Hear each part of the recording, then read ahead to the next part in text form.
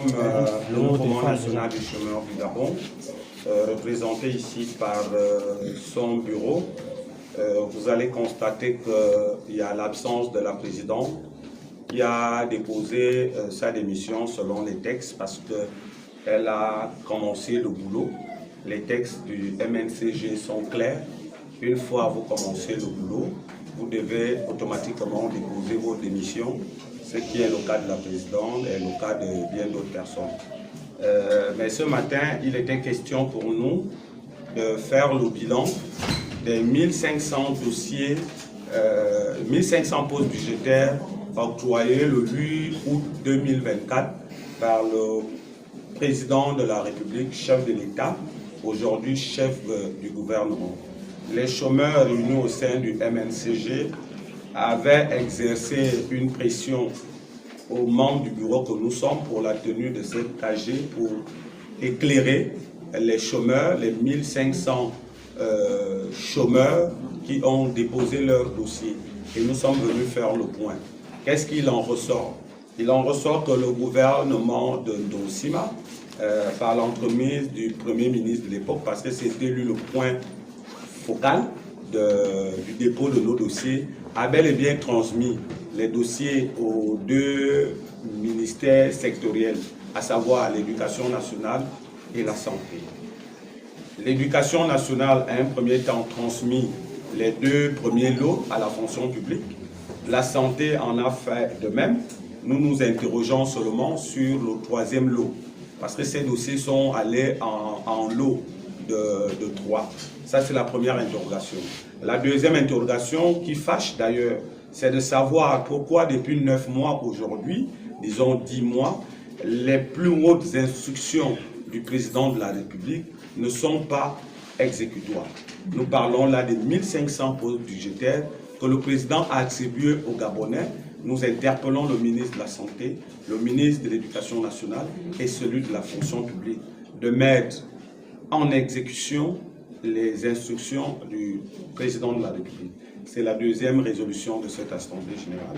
La troisième résolution de cette Assemblée générale, c'est de saisir à nouveau le président pour lui dire, Monsieur le Président, vos enfants que vous aviez donné des postes budgétaires sont toujours en attente. D'ailleurs, nous l'avions fait.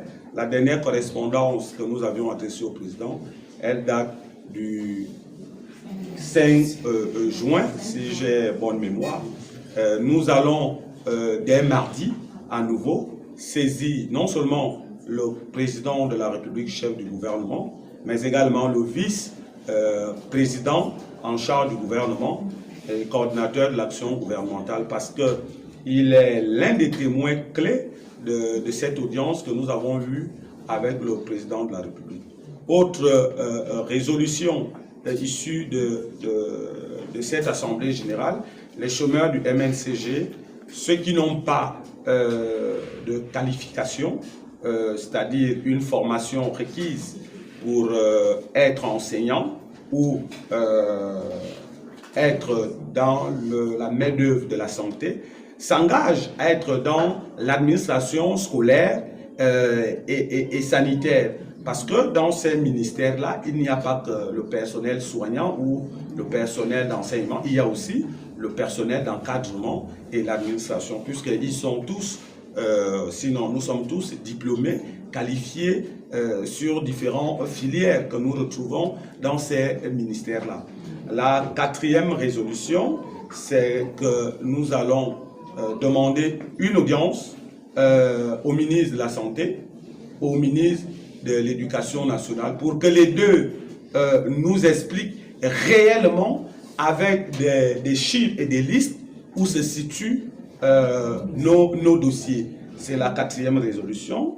Et la cinquième résolution qui est mal à consommer, et sinon ce sera la dernière, c'est que si tous ces efforts sont vains d'ici le mois de juin, le 15 juillet, nous nous réservons le 3 d'aller marcher vers la présidence pour dire au président: tes instructions ne sont pas respectées, étant donné que vous êtes aujourd'hui le chef du gouvernement, chef de l'État. Et alors nous allons repartir à la présidence peut-être que c'est là-bas où la solution se retrouve et c'est la dernière de nos résolutions. Je vous remercie.